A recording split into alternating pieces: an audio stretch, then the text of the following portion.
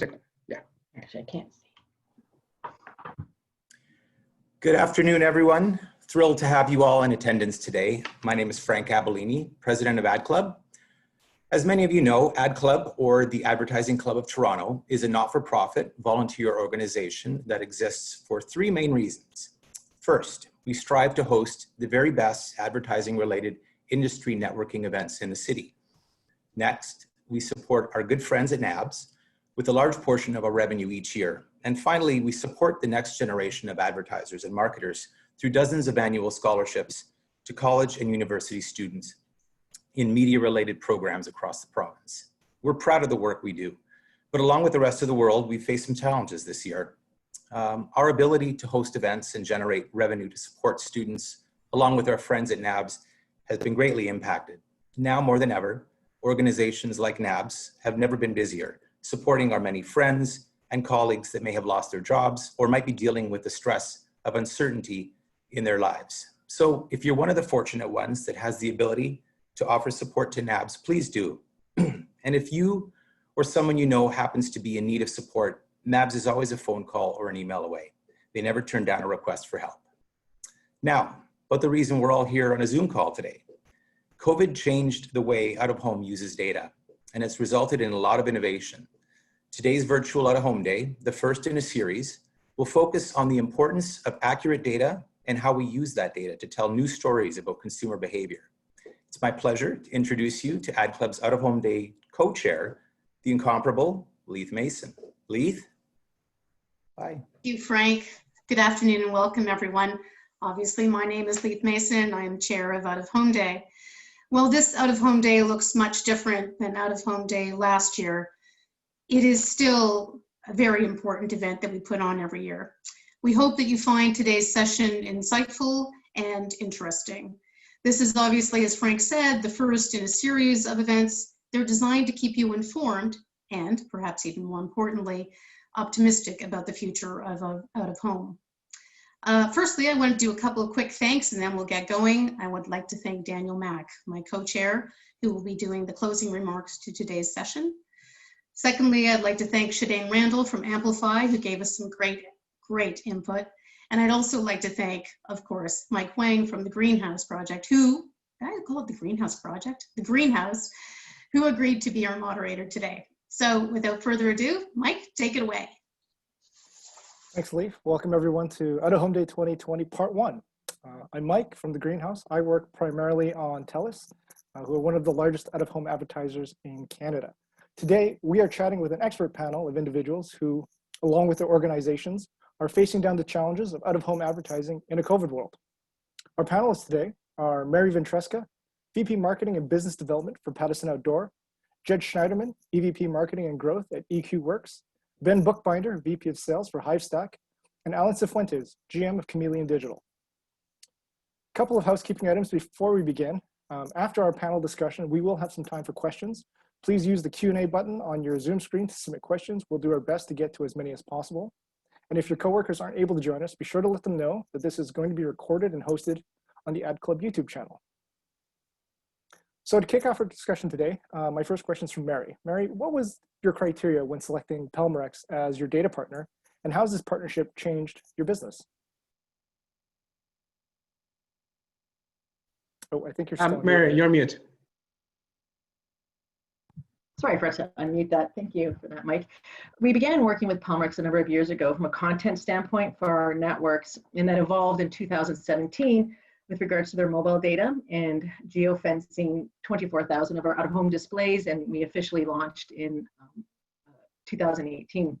And it's been a game changer, as mobile data has been for out-of-home overall and in general. And how we evolved in terms of COVID recently was going from basically a 1 month look back in terms of mobile behavior going by our locations to 1 week look back, which really gave us as real time as you could be in the out-of-home space information for our clients and the industry at large. So it really has evolved from content to location analytics to now this level of granularity and responsiveness.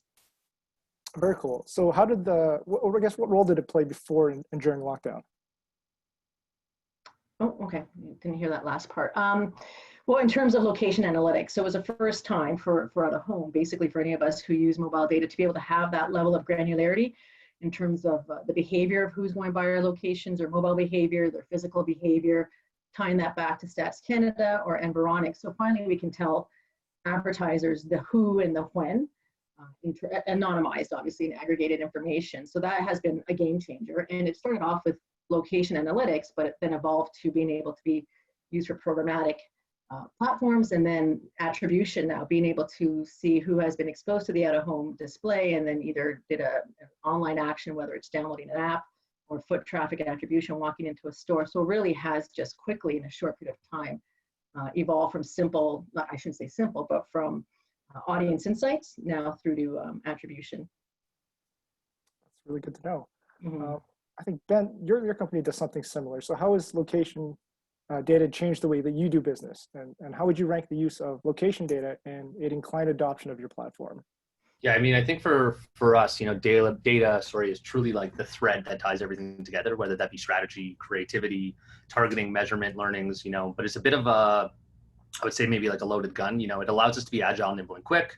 Takes a lot of the the benefits and removes some of the baggage from out of home. It lets us drive real world business outcomes and measure ROI. It powers the ability to for us to index our boards against custom audiences and purchase the right screens at the right time. And of course, it allows us to be omni-channel in our approach, right? Taking out of home or real world exposed audiences, targeting and measuring against them within other digital or social campaigns. But for us, it's really it's a bit of a hindrance at times, right? Because I think that if you take away these fabulous, data utilizations and interpretations, sometimes strategy kind of gets left behind. So I think that, with the data we have on hand, I think that, data should be enabling and assisting the strategy. But as the market ebbs and flows and data sources change and shift, things like strategy should really always still remain at the forefront, right?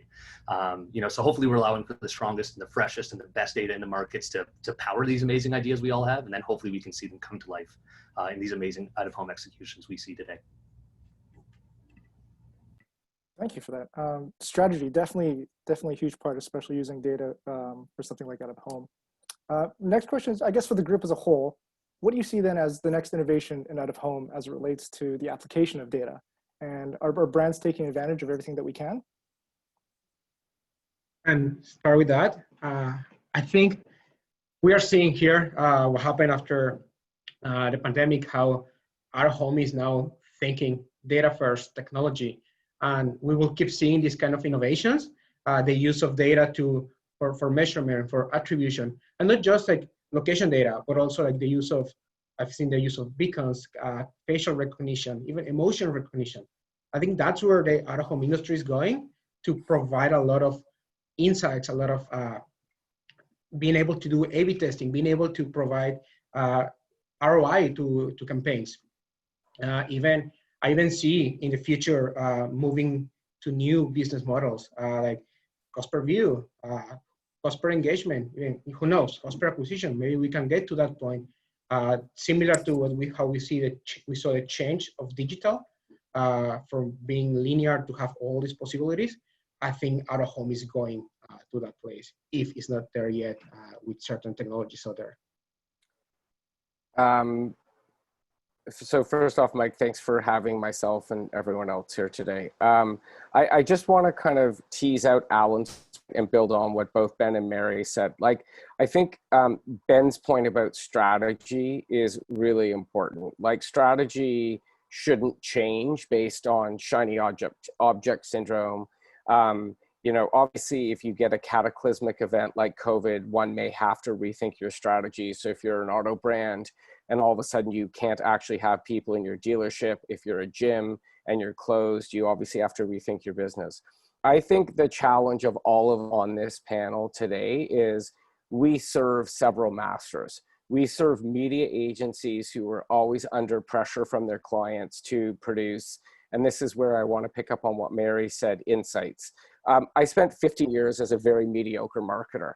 And the reality is what you always wanted to do is you were looking for insights that drove an aha moment. Like I used to always say when I was in the brand chair to all my media agency partners, I would say, don't send me a report if all it was basically a regurgitation of the media blocking chart. Just say, listen, you budgeted 100 grand, we spent 100 grand, we didn't learn anything, we bought the 3 properties that you wanted.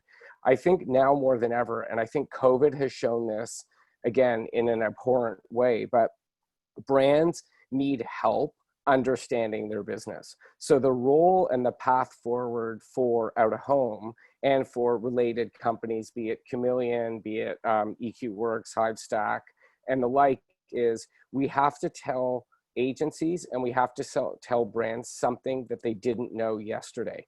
And so really what it is media has to function as research, and it has to be a marrying of the back to basics. You could run A/B testing 50 years ago. You can run A/B testing today. The difference is with a company like Hivestack, maybe you can actually run 10 pieces of creative as opposed to 2 pieces of creative, or with Pattison with a digital board.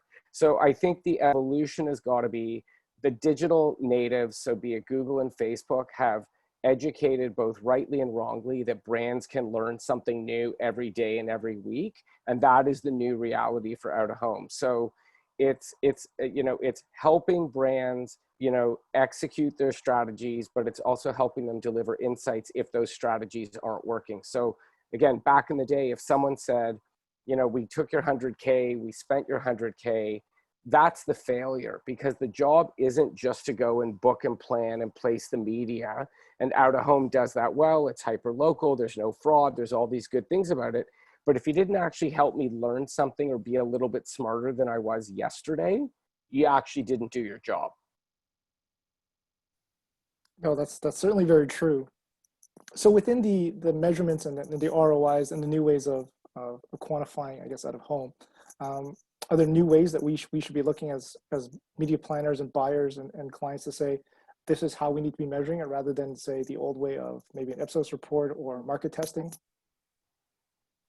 I think to add to what Jed was saying, I think that's so true. Each case will be different, but that's why now what we need is collaboration. So the same way that Pattison and Programmatic are working together, maybe now getting into the mix, the agency, the brand, sitting all together to plan the media plan, the strategy. What are the goals? Out-of-home vendors, they know their inventory pretty well. They know what works, what doesn't work. They have seen thousands upon thousands of campaigns. So they have something to bring to a table. So if we start bringing that collaboration, I think that's where the shift that we should have to start getting better campaigns and better results. Yeah, totally. And I can just jump in on that one too. I think measurements really is what's going to take out of home, out of the silo and into the mainstream. We hear it all the time, but I think the measurement is really what's going to drive the evolution. Obviously the channel also continues to be, caught up in this omni-channel digital conversation, right? I think the issue we have now is that we're a bit handcuffed to mobile location data, and there's nothing wrong with that. But obviously, the digital world is more, dominated by cookies. That's the online currency we currently have there, right? So whether it be, identity graph solutions or some new, the tech players coming in and figuring it out, I think there's going to be a bumpy ride, but it's going to be exciting as we see, evolution come to the out-of-home space. And I'm pretty sure that evolution is going to be driven by measurement. And I like that. I'm just going to jump in there because it's wonderful to have all of these developments happen, but I have observed, and it's interesting to note that as much as we have all this data and all this ability to measure and what's coming, I would say that looking at who has recovered first has been our retail clients. And these are the clients who have to go, I think Jed used a term the other day, from a cold start to business happening right away. And they're turning to out of home. And what's interesting is they're turning to products that don't have mobile measurement or all this data, like exterior transit, for example. So sometimes I think we can get really caught up in all of the data and all of the different analytics and all of the ROI. But when you look at a business owner, small and medium-sized business owner, maybe it might be worthwhile taking a look at what they're doing in their markets and how they're measuring their ROI, because they don't have the luxury of all of the different testing. They just have to get things going. So really think that taking a step back as well and maybe looking at some consumer sentiment studies, as much as you have all of the different triggers and the signals that the data gives you, understanding what's going on with the consumer, why they're thinking what they're thinking and doing what they're doing is also really valuable. So kind of looking at those different sections as well in terms of how you come up with, you talk about the automotive category, what is happening at the local dealership level, that individual dealer who also has, auto body services as well. and to see that they're actually in the marketplace right now advertising and using a variety of products to out-of-home products to communicate that, I think is still something that we should consider when you're looking at overall strategy. Yeah, I think if you look at what out-of-home does really well, which is place-based marketing, it's really the oldest form of hyper-local marketing. And so, you know, that's what we consider ourselves to be specialists at EQ. We have a model that essentially is predicated on 3 key steps. It's understanding consumer behavior, predicting consumer behavior, and influencing. And I find, Mike, to answer your question, what we're finding, and it ties into what you're saying, Mary, as well, is like we're building predictive models right now that actually take the load off the agency and the load off the marketer, so as to actually help them better plan their campaigns and better run their business. And so the point that you made, Mary, about understanding consumer sentiment, even taking a look at what's happening on the ground, I think is paramount. I think now we're finally at the era where compute power and machine learning and other models can take reams of data that historically may have taken weeks or months to analyze and then left you with still no discernible aha or consumer insight. And now what we're finding, at least at our company and with some of our out-of-home partners, the ability to predict consumer movement based on a whole bunch of signals that no group of humans could possibly amass, break down, and understand, that's actually where all this stuff is going. So when you talk about the 24,000 boards that you have, having a partner that can break down each one of those boards and predict where, you know, people are dining out more in the evening or where parks are being more populated on the weekends, it's that kind of information and that predictive nature that makes out-of-home realize its full potential, because that's the promise from all the other channels against whom out-of-home is competing. So the capabilities right there, we're doing it with partners. I imagine some of you are as well. But Mike, you know, the idea of where is this all going, the predictive nature is a really strong component of out-of-home. I've had multiple conversations, you know, as late as yesterday with people who are looking at some really interesting, like week over week trend data. Alan, your company put together a pretty interesting report with Novus Media, which shows some of the trends. So it's taking that kind of data and then all of us predicting what happens next that lightens the load for our customers, be it an agency or a brand. Yeah, exactly. I think that's key. Like not only thinking of data for a post-campaign reporting, but also like a pre-campaign planning. The technology, like Jed said, is there to even understand reach and frequency, plan these campaigns, similar to what Facebook is doing, what all these other digital companies is doing. The technology is there for out-of-home to do it as well. Yeah, Jed, I'm totally with you that it shouldn't just be this post-campaign report where we say, hey, we have the data, here's what we showed you. I think, and I know you guys do a really good job of this too, is, you know, I think a lot of us have the same data resources, the same data outputs. It's how creative we can be with the data. What's the story you want it to tell, right? What is the challenge we want it to solve? What does that end output look like? You know, I think that we've all heard kind of the same pitch. We're all using a lot of the same data, but I think if we're thinking about it creatively, and asking the data what it can do for us and what's the story and what's the next evolution for us, I think that we can, you know, we can tell an amazing story with amazing data on hand for sure. And I really like that aspect, Jed, that you talked about when it comes to predictive. And I think, you know, Mike, to your question about the evolution, you know, predict exactly that, predictive in terms of movement, but also kind of moving away from just pure location data to people movement and what are people doing in terms of their overall movement patterns is definitely on the horizon and happening. Like I'll give you an example. Like we have a product that in the QSR chain maps traffic to locations across the country. And what we see within our data set and through people a lot smarter than myself in our company, so on the technology side, is they've built out models so as to predict what traffic patterns are going to look like in the next 30 days. So let's bring that back to today's discussion in out-of-home. If, let's say, for example, you had 100 locations and you were trying to talk to, either loyal customers or perhaps switchers, those who are non-loyal. You could imagine using out of home with our model to, one, you know, if 20% of the locations didn't have traffic problems, they saw like frequent visits, then maybe all of a sudden it's about average revenue per customer, and you're going to actually talk to them about driving a second visit in the afternoon. If it's a group of people that are mixed, meaning they're indifferent between two different brands, you might have a specific competitive advertising. You might run like your free coffee offer for the week or some other incentive that for someone who is either price sensitive or maybe just needs an added incentive to change behavior. And then you might actually have 20% of your locations that have a significant traffic problem. You may decide not to run any out of home because you may actually have a real estate problem, or you may actually send the district manager to those 20% to 20 stores and see whether or not you have an operational problem. So maybe it's not a real estate problem, maybe it's an operational problem. Go solve that and then go put the media in order to drive people so that you're not wasting your dollars. That's the value of predictive modeling. And you can use that in out of home, and you can use it in other areas. So the idea that data can actually proactively plan your media specifically out of home and do a whole bunch of other things, that takes the load off the agency and the load off the marketer. And it's using data at scale, which Ben alluded to, and it's using compute power in order to uncover insights that one would never be able to do on their own.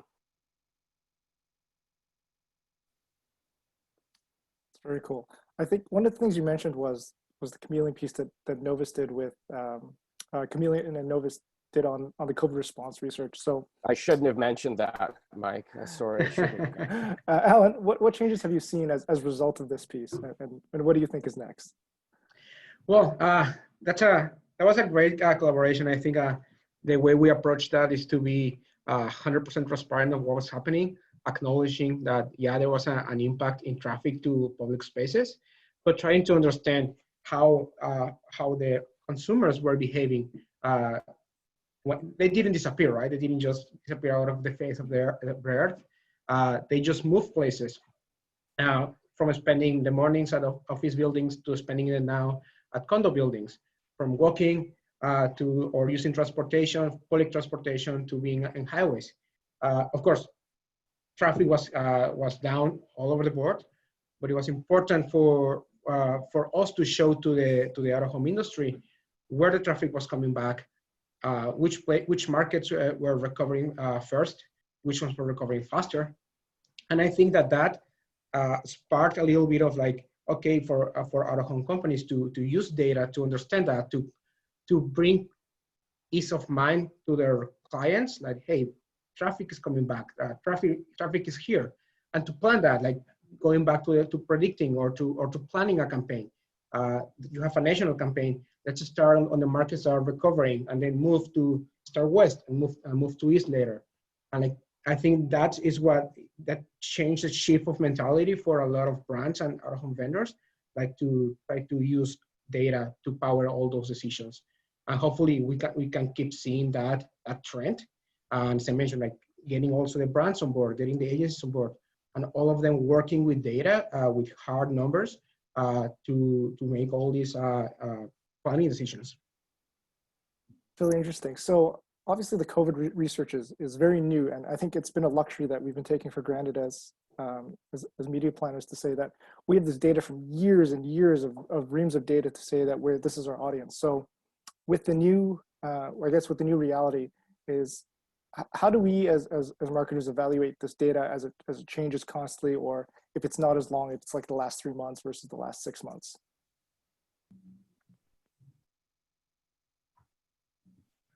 Sorry, can you just quickly repeat that? So the data that we're, I guess, marketers are used to using are generally very robust, right? It's a lot of data from years of hours of thousands of hours of our online activity. But now that with the COVID reality, everything in the last 6 months has changed very drastically. So the data that we're looking at is now a 3-month gap or 6-month gap. Are there different ways that we should be evaluating that as media planners and media buyers, to say that this is how we used to evaluate the data previously, but because of COVID, this is now the lens that we should be looking at it through? Yeah, I mean, Are you thinking that maybe you're more about, rather than evaluating the data, just evaluating the messaging what the data is telling you differently? I mean, I think that with everything changing, the data is still giving you the information in terms of behavior, but the behaviors have changed. And are they just moments in time, or are you seeing the beginning of a trend? I think that's where the challenge for planners and buyers lies, determining because you can look at all your historical data and come out with your assessment, but now things just seem to be changing on such a regular basis in terms of behavior. We're seeing that online buying has decreased as people want to be in stores more, and they're shopping more in stores. So again, if you were to go based on the April-May data, you would and make that a definitive decision, it would look very different than what's actually happening today. Yeah, I think that's the biggest change. Before, you used to look at 1 year of historical data, and you could like predict what's going to happen in the next following 12 months. Right now, and I think that companies are getting used to this like rapid pace. You look at the last month data to make decisions for the next month, and then that data is not that relevant as the current data, and you just keep planning on the go. I think that's going to be the future now, the new reality. A lot of looking a lot to the data, to the numbers, to understand what decisions to make and how to move. Yeah, totally. I think that anytime we're seeing a change in consumer lifestyle, we obviously have to change our approach in the way that we're strategizing against them. So like shameless plug, we totally came out with the COVID dashboard as well. Sorry, Alan, to steal a little bit of your thunder there. And it was just a traffic pattern that's updated daily. We white labeled it, gave it to all of our agency partners, and really was to answer 3 questions, right? The first one was out of home a viable channel? Of course, this was in March or April.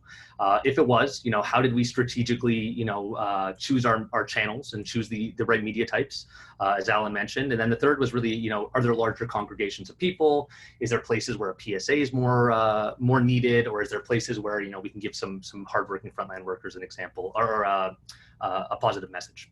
I think that what's amazing though, and how it's really changed though, is since what started off as a COVID-19 tool has really changed to a pre-planning or an optimization tool, where I don't think this is ever going to go away, right? This dashboard is now going to be an incredibly powerful tool for marketers moving forward in, hey, I'm trying to reach soccer moms. Where are they right now, right? So what started as this tool that was born out of chaos has really come kind of full circle, and is now really a powerful tool that these marketers have in their quiver.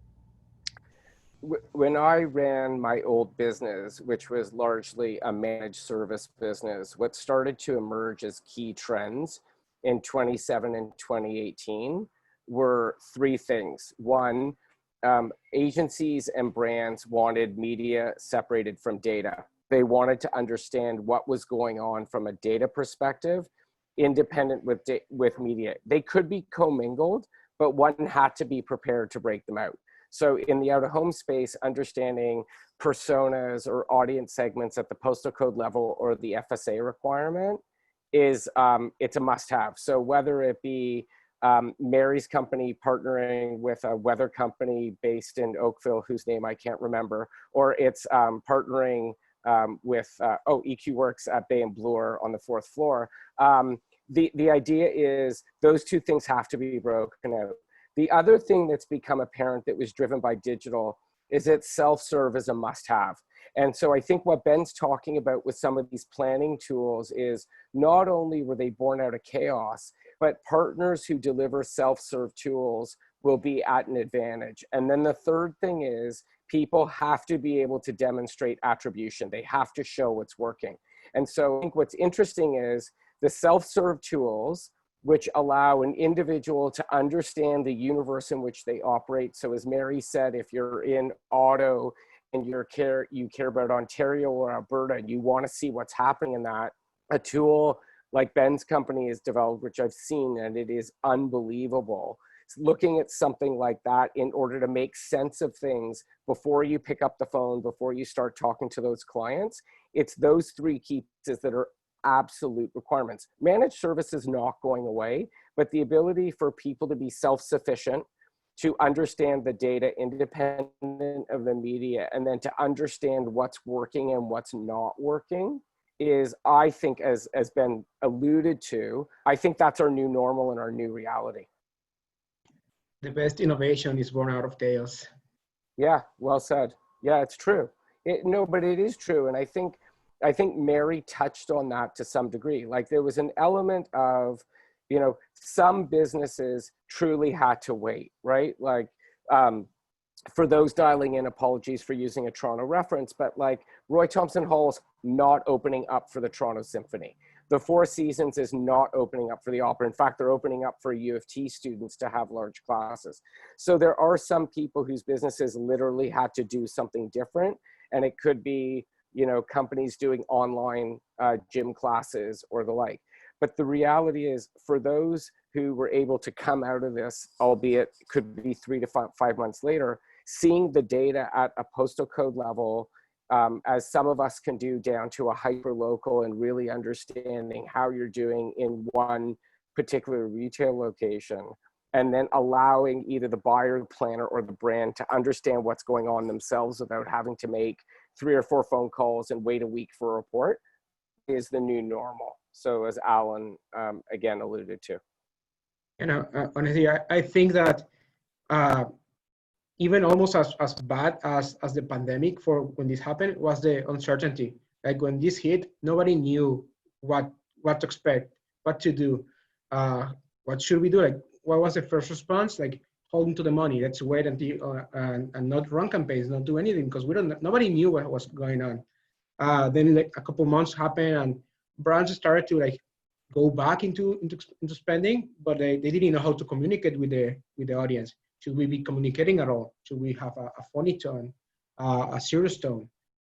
That's one. And now that we're having all these predictive tools, data analytics, I think is what is changing the way we will react to future situations. Even everybody is talking about a second wave.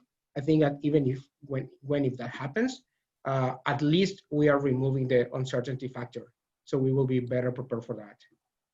For those who are on the webinar, like we conducted a listening tour in both Q2 and early part of Q3, and it does seem that most brands are looking at their marketing in 2 to 4 week chunks. So I say that for 2 reasons. One, if you think you're the only one dealing with a brand breaking down their marketing into 2 to 4 weeks, you're not alone. So take a deep breath. I mean, misery does love company, so maybe there's no consolation in stating that. But then the other thing is for those listening, as well as those on the panel, how do you add value knowing that these cycles are now every 2 to 4 weeks, right? So the ability to let someone know what's going with a campaign that is out of home plus digital. So whether it includes, you know, the kinds of attribution that we do and others, so be it, you know, measuring store visits, measuring exposure to ads, A/B testing, exposure to creative, all that kind of stuff.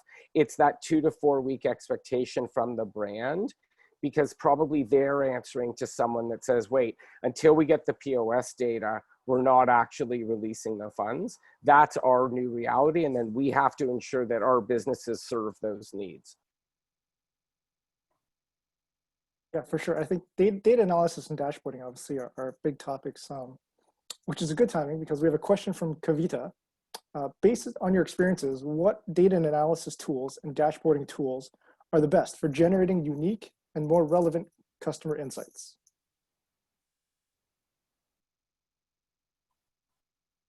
I'm happy to take that, but I don't want to monopolize the conversation. Anyone else want to go first, or? Okay, so the short answer is I don't think there's a best. I don't think there's a one size fits all. I mean, what I can tell you is, speaking from experience, we have, like, within our data management platform, like, we have basically a self-serve UI that we believe, from a product standpoint, tells customers no in order to really understand and configure audiences. On the back end, so on the reporting side, we customize our dashboards based on what our clients need. So again, you know, if you're in a business where daily data matters because you've got, let's say, a high CPA, high LTV, you're not going to want to wait a week if you've got an average cost of acquisition of $200 and you've got to drive 1,000 new leads a week. You're simply not going to wait. So dashboards are I think, best configured based on the needs of the business. And sometimes you even have to take the needs of the individual. Like some people like to see data certain ways, if it's bar charts or graphs or this or that. And it also depends on who you're serving. Sometimes you're serving a report to one person that then gets distributed out to other people. Someone might own out of home, someone might own digital, someone might own search versus social. So the my opinion is, define your business needs and then find a report that meets your business needs and find a partner that can deliver that to you. Yeah, we see that all the time in our business. Obviously, being a channel DSP, is that we get requests for reports all the time that we just will never fit into that box, right? We're dealing with mobile location data. Foot traffic attribution is great, brand lift, brand awareness, unaided, aided, all that kind of stuff is great. I would recommend finding a strong partner that's going to be able to build those custom dashboards for you, that's going to create those APIs for you, that's going to be able to get you the data exactly how you want. It's not the easiest. We're super lucky over at Hivestack to have a great team sitting in Montreal. But again, it's not a one size fits every box. You really have to kind of, again, be creative with the data. You have to ask it the right questions. What is that output you're looking for? And then hopefully finding or building a dashboard that's going to be able to offer that to you. Yeah, and I think maybe even repeating what was just said, like every case is different. Like for some people, foot traffic attribution would be important. For other people, sales lift is what it matters to them. For other clients, it's like marrying what they are doing in one medium and how it relates to another. So I think what is important is not which dashboard, but which partner can customize this for you and have that flexibility to work with your specific needs.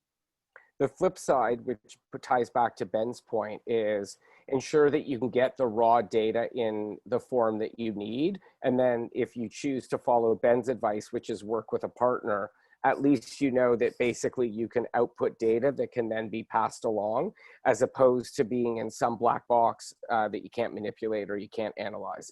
So at minimum, that would be a requirement. Back to the question that Kavita asked, is from a planning standpoint, ask upfront, what data do I get, so that if you can't provide the reporting to me, at least I know I can, use my data science team or an analyst in my organization or through a partner agency like Ben suggested, and then at least you're not stuck. And if I could just jump in there, what I would say is that as someone who is, we have the assets in terms of the out-of-home displays, but I rely on the services and of everybody here. I'm working with EQ Works in one regard. We're partnered with Hivestack, and we've been talking to Chameleon as well. So I think you have to be open. There is no one size fits all provider. It depends exactly on your needs, on your strategy, and just be prepared that you're not going to have it all nice and cookie cutter laid out campaign after campaign. You look for the best partner for what your objective is at that time, and to be open to that. Yeah, and I think asking up front is super important. I mean, on this call, we have 4 incredible partners here. One of us is going to be able to figure it out. If you're able to ask for exactly what you want and you know what you want, what that output is, I'll figure it out. Alan's going to figure it out. Jed's going to build it for you. Mary can offer it, right? So I think it's just really, really important to be very clear up front as to what exactly you want. And we have amazing people in the market, so we'll take it for you guys. And a little bit back to what I say, like collaboration, right? Like not one partner will have the right and only one solution. Having multiple companies working together towards the same goal is when innovation happens. Mm-hmm. Sure. So, Mary, one of the things you mentioned previously was that retail seems to be turning very quickly to out of home. So what other categories have you seen that very quickly post-COVID? And then which categories have not? And why do you think they have not come back as quick? So when I mentioned retail, basically it would be anyone who's not an agency or a national brand. So it's your local small and medium-sized businesses coast to coast. And we did notice as early as mid to late May that the request came in that they needed to start advertising again. We kind of passed that really, really dark period of late March and April and needed to get up and running. So it was everything from somebody mentioned health clubs that suddenly had online classes and needed to advertise that they had online services. There was some really creative pivots that we saw these local businesses make. We saw automotive dealerships for their parts and services start advertising that they would come to your house, pick up your car and do clean it and then return it to you. So it was basically basically a wide variety of I call them retail or direct or local businesses that had to get up and running with advertising. And it was really notable how they turned to out of home to get that message out, because as Jed said, hyper local. They needed to talk to their local audiences, their local customers, remind them that they were either there or that they had something new to offer in terms of their services. And so we continue to see that level of advertisers, small and medium-sized business, really recover much more quickly compared to the national brands, which Alan said have a lot more to consider in terms of their messaging, in terms of what they want to put out in the marketplace. So where the small and medium-sized businesses, they don't have that luxury of time, and they're actually spending from their own pockets, and they got to get moving quickly. I think they've been a great advocate in that regard for out of home, because they see that people are out in their marketplace. They're either driving, they're waiting in lines at stores, they just want to get out, and they want to capture those people while they're out and about. So then if I'm one of those brands that's still out and then I'm seeing all of this activity around, what's an easier way for me to, I guess, dip my toe back in the water and trying to get back into where we were before? I think you just have to do it. I mean, I know, yeah, I mean, and what's interesting is these businesses that we see at the small and medium-sized level, they're not necessarily putting out COVID messaging. They're putting out commercial messaging and not receiving that backlash, which I tend to sense that brands are concerned about. Are they going to get any backlash for being commercial or what they were before? Obviously with sensitivity. So sometimes you just have to do it. Just start advertising again and using the media where people are exposed to the most right now. Talk to your vendors, talk to your partners. They are the experts as well in what they do. So see what they recommend, which technologies are available, what would work well for your brand. Yeah, and I think the biggest one, oh, sorry, Alan, there. No, go ahead. I think the biggest thing that we witnessed early on in the kind of the dark days, as Mary alluded to, was like just the trust, right? And I think that a lot of that trust comes from that measurement. So measurement always isn't just that KPI at the end of the day. It's, can we measure each impression, right? Can we understand through studies like Alan's if the impressions are still there, right? And I think the more measurement and attribution we can offer, and the less of this idea of maybe it's spray and pray, is going to just bring in net new customers, and it's also going to give a higher level of trust to the partners and the marketers that are already in the out-of-home space. So I think as the more measurable and attributable we can get, the higher the level of trust, and hopefully, people trust this great channel that has always been in out-of-home. No, well said for sure. We have a question from Amanda. Where do you see the future of out-of-home measurement and standardization moving, particularly as it pertains to reach and frequency modeling? And then secondly, what are your opinions on the standardization of programmatic digital out-of-home impression auditing? So a lot to unpack. Well, from a reach and frequency standpoint, I mean, there's nobody from the COMB board here, Canadian Out-of-Home Measurement and Marketing Bureau, but they are working on a new reach frequency model. I think they've already announced that it will be launched sometime next year, and it's using a variety of data to come to that calculation. So that's where that's going, and I'll let the rest of the team speak to the next question. So what is the next question? So the second part is, what are your opinions on the standardization of programmatic digital out-of-home impression auditing? Well, I think for what I've seen on my experience on this, I think we're getting there. That's what I really like about these digital out-of-home platforms, Hivestack, and of course, Broadsign, Vistar. They are pretty good at taking risks, at trying new things, like bringing the out-of-home industry to another level. At first, I still see that there's still some different impression multiplier formulas, different at-length measurements. But I think if we keep pushing towards unifying methodologies, the same again, collaborating even between competitors, trying to standardize this, having comp involved, maybe even having the IIB involved. I think all of these organizations and companies working together can really bring so much value to this and bring another level of standardization for programmatic out-of-home. Yeah, for us, it's leaning on our partners heavily. Obviously, we work very closely with the Pattisons and all of the other great media owners of the world. We have to lean on the third-party verification partners, the Combs and the Nielsen's of the world. And then it's also on innovation as a technology partner, as Alan alluded to, right? So that same dashboard that we took out to the market and armed our marketing partners with, we also offered it to all of our media owners, right? To give them a better understanding of what we're seeing on the back end, maybe to nudge them or to tell them what we're seeing, and maybe that's what they're seeing. Hopefully we can get those impressions calculated a little better. And then hopefully, you know, that level of trust that people are actually buying what they get, it is super important. So I think it's collaboration, and it's going to be technology evolution as well. I think standardization is the key to integrity. You don't have integrity without standardization, Amanda. And I think to all those involved, move fast. Like, this is not one to wait.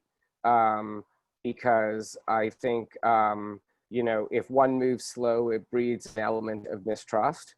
And the reality is, we've seen in other parts of the marketing ecosystem, when there isn't integrity around ad verification and the like, that dollars simply get pulled out of the system because those that foot the bills lose trust. So to me, it's non-negotiable, and you got to get everyone to the table and figure it out fast, because it's a basic requirement to operate in this industry.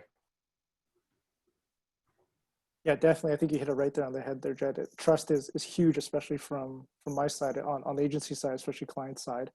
I think there's also trust on the consumer side. And then we have another question from a participant. What are everyone's thoughts on the ethical issues that can come from things like facial recognition, misuse of data, and using data for out of home is giving the opportunity that might be potential for really good targeting, but there's a lot of room for error. I think it will be similar to what we are seeing online. Privacy, it will always be a concern for the consumer, but as long as we are transparent about it, and then same as now, we have to, when you go to a website, they have to tell you that they are using cookies and what they are recording about you. Maybe we will get to the point that we need to tell someone looking at a billboard, someone looking at a poster, what is going on there, what type of technology is using to recognize the demo or for retargeting. It's part of like giving back the power to the people, letting them know what is going on with their data. I think consumers appreciate that, appreciate transparency. I think there's like two ideas to share. One, which is interesting, is, you know, we all talked about the death of the cookie over the last year. And now when you go to every single website, all they do is they ask you to opt into the cookies. Like, it's so humorous to see that was the workaround, is that, like, we're still going to collect the same amount of data. All we're going to do is ask you to click accept on terms and conditions that you'll never read. The second one, which I thought was a really powerful idea, I had a conversation earlier today with someone way smarter than me, which is not hard to do. And he introduced this concept of zero-party data. And the idea of zero-party data would be like, Ben and I start having a conversation, and Ben and I exchange information. I'm giving my information directly to Ben for something in return, or I give it to Mary, or I give it to Alan. And so this idea of facial recognition and data breaches, like, I think, like, the reality is media will probably be at best first party data, because it's otherwise a consumer interacting directly with a brand. But this idea of zero party data as an aspirational goal, which is, don't use facial recognition if the consumer doesn't know that it's being used. Plain and simple. Don't use their data if they don't know you're using their data, and if you don't have permission to do it. Plain and simple. Like, it's not that hard to figure out. Like, if you run a flashlight app and you're collecting everyone's contact information, that's a really dumb idea, okay? And if you're providing information to someone at the city level, but you're collecting lat longs, that's not a really good idea either. So the idea is, consumers will always give information if there's a mutual exchange of value. The only way for them to know if there's a mutual exchange of value is if they can actually understand what's being collected from them. So if you've, you know, it's been floating around for at least 2 to 3 years, folks printed out the terms of service from like Facebook and iTunes and all that, and they were like 35 pages long. right? So like in a way, we can talk about all the great shiny objects and it still gets back to basics. Like if you haven't told someone that you're taking their data and you're selling it to someone else, either tell them and deal with the consequences or don't do it. Like you don't need the privacy commissioner to tell you that a flashlight app scraping all of your contacts and then selling them on the dark web or selling them on some other exchange is in any way a good idea. It's nefarious, it's dishonest, and you shouldn't be doing it. No, that makes a lot of sense. Like for sure. Like facial recognition is being used like in, you know, the UK for security reasons. Like I use facial recognition on my phone for my banking app because it's actually a lot easier than typing in my password overall. Now, I haven't read the terms and conditions. I am assuming that my bank is not somehow sharing that information, and I am assuming that that information is being locked down. At the same time, it's also up to me as the consumer to do a little bit of digging to decide if this is a feature that I want to enable on my phone. So, I mean, there, you know, for those of us in the industry, I think it's fairly commonplace for us to go, oh, well, we know more than the average person, so blah, blah, blah. Like, I think it is incumbent upon people to do a little bit of research and read a couple things to know what's being used. They don't have to have spent 10 or 20 years in the industry. So there's probably some lifting to be done on the part of the consumer, but I think there's some probably pretty high level like decision-making trees and pretty simple ones that we can all use to decide what's ethical and not ethical, or a good idea or a bad idea. Yeah, definitely use your head, use some common sense, and don't do evil, I guess. Another question from the audience is, Mary, how did the Pelmerex data differ, or how did the Pelmerex study differ from the Chameleon study? Well, they basically arrive at the same level of information using, Alan can jump in afterwards, using two different data sets and maybe different objectives. We wanted to just look at our inventory. So we have, and all of our markets. So it's over 200 markets, 24,000 displays. And so we use that to provide, our clients, as well as we help provide that information to comb with other data sources to tell a bigger picture. So I think they're basically similar, but maybe similar in terms of how they were structured and what you want to gain from that, but different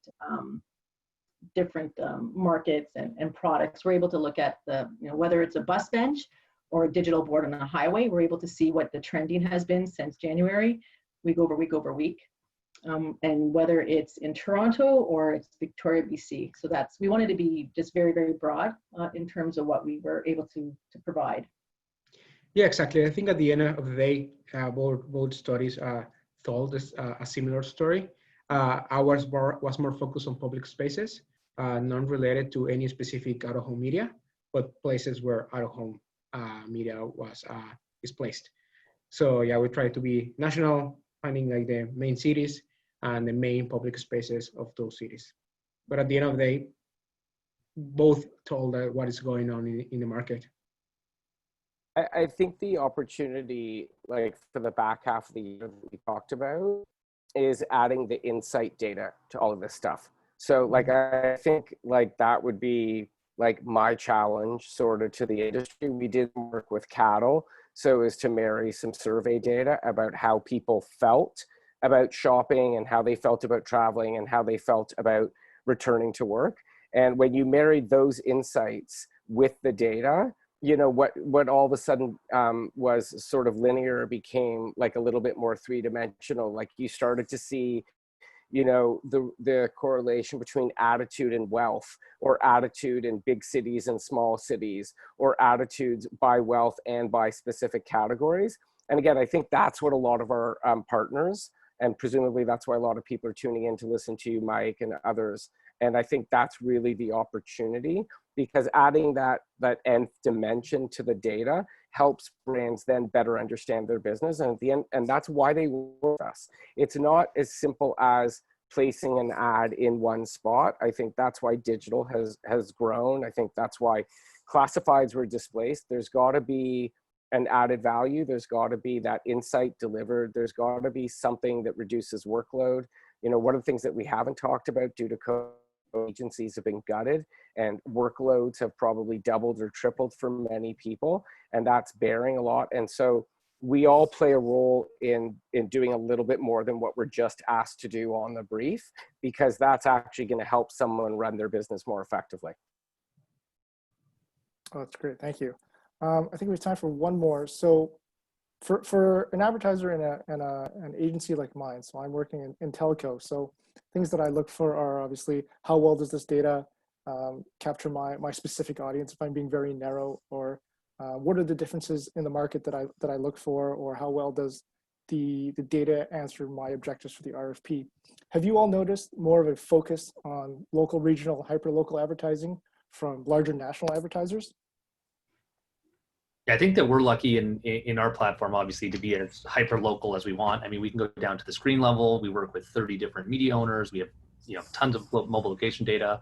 And I think to the point of both Mary and Alan with both of their studies is that we have a really good idea of where all the screens are, and we also have a really good idea of where people are. So if we can take both of those data sources and apply it, you know, whether at the local level, at the national level, we can be as, you know, as specific as we need to for some hyper local campaigns, but we can also play with the national budgets with still being really specific, contextually relevant messaging, agile, nimble, and quick, and then of course measurable on top of that as well. I think here's a neat point to add on to what Ben said to answer your question, Mike. Like if you take a look at your category, right?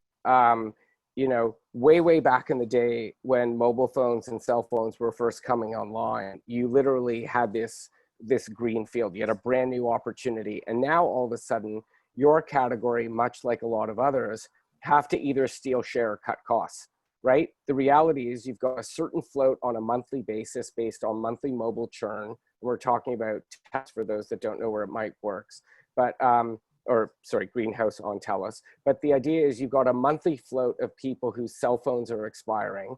You've got to follow those people. It's not like the category is growing at 50 to 100% year over year. So the underlying driver of your question is that more people want to do more granular targeting. They want partners that can address attribution, because on the whole, brands are having to steal share or cut costs. It's not like when you walk into the grocery store, all of a sudden, like the toothpaste aisle has doubled its linear feet. People have long been brushing their teeth.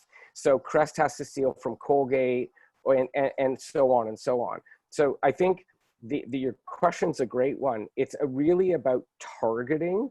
Local is a subset of that, but it's really about targeting, and partners who can solve for both targeting and measurement and attribution are going to be the ones that are winning the day, because this year brands will have got cut in Q2. That money didn't roll over into Q3 or Q4. And in some cases, people's targets didn't change. So it's local, but with respect to attribution and measurement, and all of that, I think, is interrelated. Sure, that makes a lot of sense. Obviously, making sure that it's related to what we're doing is very important. So it looks like that is going to be all the time we have for our discussion today. I want to thank all the panelists for sharing their time and insights. And to wrap up, here's Daniel Mack.